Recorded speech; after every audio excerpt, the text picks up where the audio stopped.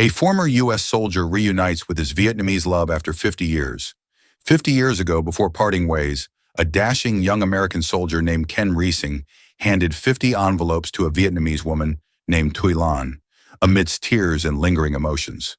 Ken promised her, "When the last envelope is sent, I'll return to find you, my first love." However, as time passed and all 50 letters were sent, they lost contact. Their beautiful love story ended with a deep sense of regret. Half a century later, the soldier, now in his 70s, lives a quiet life in Ohio with only his cat for company. He was once married but never had children, and now spends his twilight years alone. Yet memories of his first love with the Vietnamese woman began to resurface, filling him with longing. Ken recalls 1966 when, at just 20 years old, he enlisted in the military. 2 years later, as the Vietnam War reached its most intense phase, Ken was assigned to the U.S. Army Data Service Center at Long Bin Bas in Bien Hoa, Dong Nai. In those lonely evenings, he often stopped by the M Club for a beer or two. It was there that he first encountered Thuy Lan, a Vietnamese waitress. From the moment he laid eyes on her, Ken was captivated. He began frequenting the club just to see her. One evening, their eyes met. She shyly smiled, and that simple connection sparked the beginning of their relationship.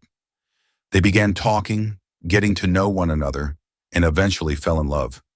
On weekends, after Thuy Lan attended church, they would meet near the base to spend time together.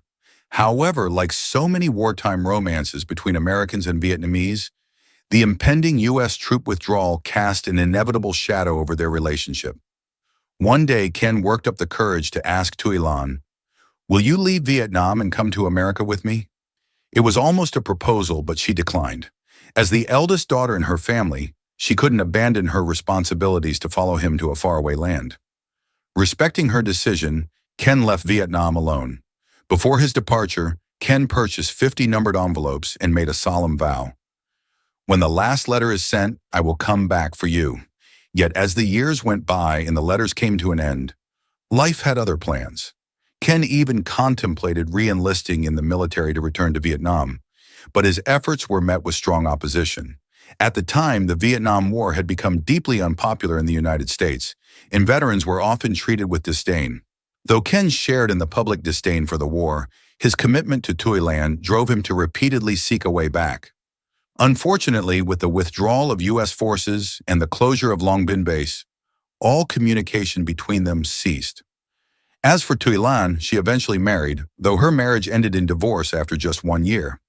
She raised her child alone and has lived a solitary life ever since. By June 2019, Ken decided to post a heartfelt message on social media, accompanied by an old photograph of a young woman about 17 years old. "Hello, my name is Ken Reising, a U.S. veteran who was stationed at the Long Bin Base in Bien Hoa in 1969.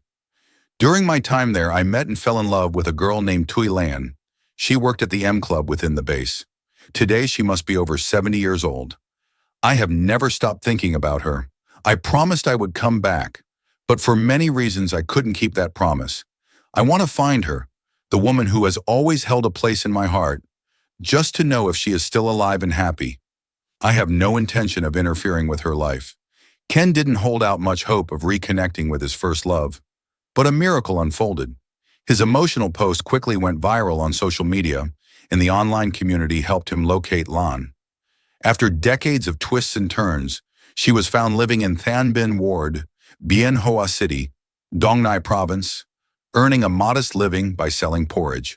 Separated by half the globe, both had believed they would never meet again in this lifetime. Yet now they stood reunited at Tan Son Nhat Airport, seeing each other for the first time in 50 years. Lan wore a blue áo dai, the traditional Vietnamese dress that Ken had always admired.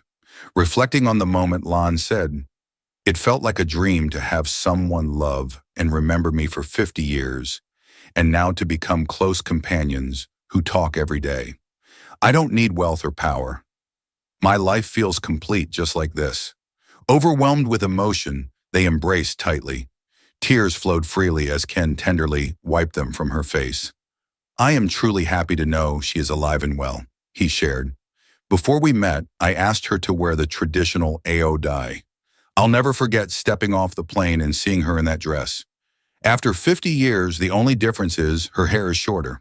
Her face and smile are just as I remember, like the 16-year-old girl I once met. However, Ken's trip to Vietnam lasted only 14 days, and he had to leave again. Before his departure, he asked Lan if she would consider moving to the U.S. with him. Despite their age, he expressed his desire to marry her, fulfilling the promise he made 5 decades earlier. Both families wholeheartedly supported the idea, but Lan said she needed more time to think. After all, they had only recently reconnected, and there was still so much she didn't know about him. Fate works in mysterious ways. The number 50 seemed almost prophetic for their love story. The letter that marked their separation also became the symbol of their reunion exactly 50 years later.